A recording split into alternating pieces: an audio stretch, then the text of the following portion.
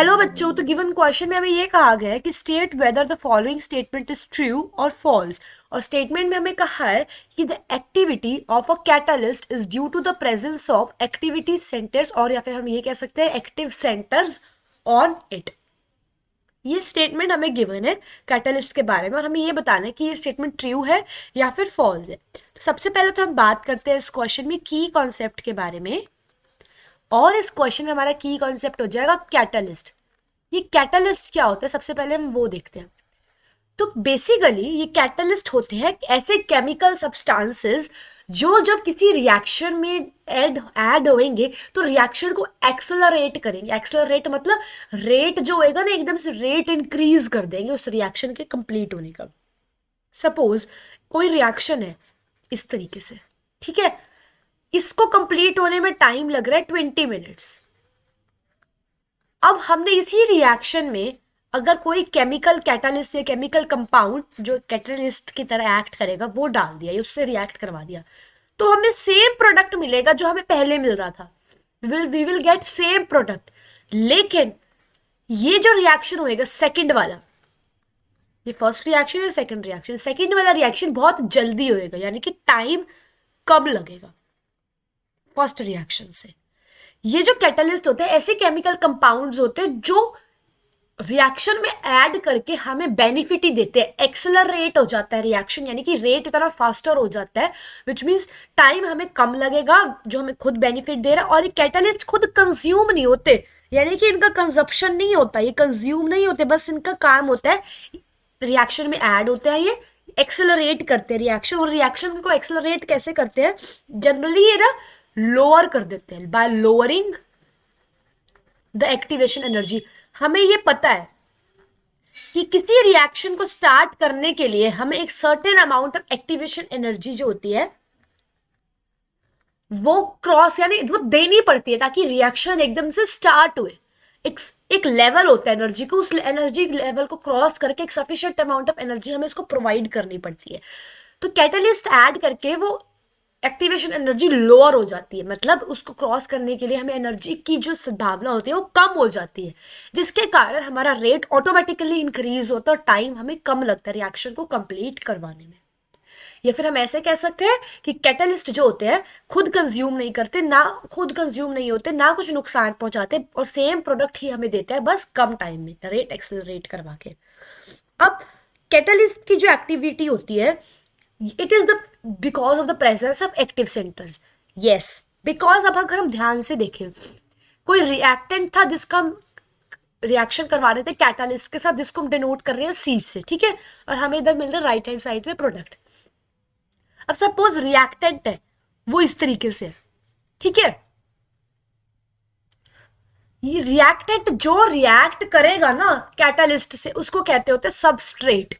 इसका अलग टर्म होता है, इसको कहते हैं सबस्ट्रेट, ठीक है। अब ये आ गया हमारा कैटलिस्ट, और यहां पे हमें मिलेगा प्रॉपर प्रोडक्ट।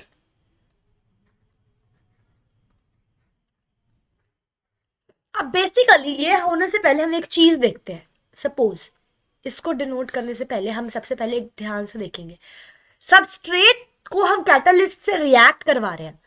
हमारे पास दो तरीके के कैटलिस्ट है, ये नंबर 1 कैटलिस्ट और एक कैटलिस्ट ये है, ठीक है, ऐसा कुछ करके है। अब सपोज दोनों कैटलिस्ट का सेम फंक्शन है, सेम रेट एक्सेलरेट, सेम तरीके से रेट एक्सेलरेट करवाएंगे, हम कौन सा कैटलिस्ट ऐड करेंगे, नंबर 1 वाला या नंबर 2 वाला? ऑब्वियस बात है नंबर 1 वाला ऐड करेंगे। तभी जो कैटलिस्ट की रिएक्शंस होती है स्पेसिफिक रिएक्शंस होती है, यानी कि ये एक्टिव साइट्स क्या होते हैं, एक्टिव साइट्स ऐसी रीजन्स होते हैं इस कैटलिस्ट के, और ऐसे सबस्ट्रेट के मॉलिक्यूल्स के ऐसे रीजन्स होते हैं जो आपस में बाइंड करते हैं और हमें केमिकल रिएक्शन अंडरगो होता है और हमें अपना प्रोडक्ट मिल जाता होता है।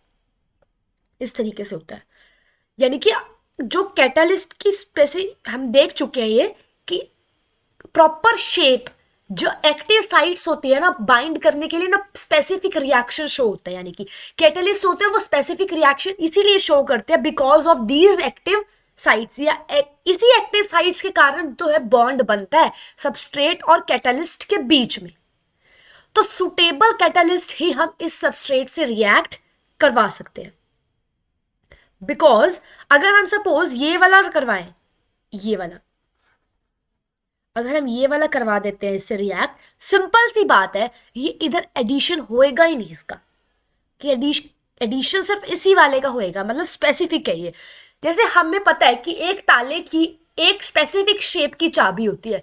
सपोज ये हमारे पास एक लॉक है, इस लॉक की चाबी के लिए हमें स्टार वाली कोई चाबी चाहिए, और अगर हम इसमें सर्कल वाली चाबी को एंटर करते हैं तो ऑब्वियसली बात है ताला नहीं खुलेगा या रिएक्शन आगे ये नहीं होएगा।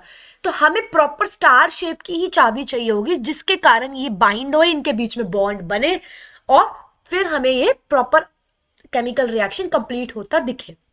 तो ऑब्वियस बात है ये वाला सबस्ट्रेट कैटलिस्ट फर्स्ट से रिएक्ट करेगा और हमें यहाँ पे एक कैटलिस्ट सबस्ट्रेट कॉम्प्लेक्स मिलेगा कुछ इस तरीके से।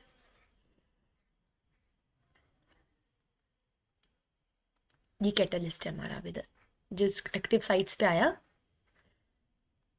ठीक है। और फिर इनके बीच में ये है क्या कहते हैं कैटलिस्ट और सबस्ट्रेट, कैटलिस्ट सबस्ट्रेट कॉम्प्लेक्स बना।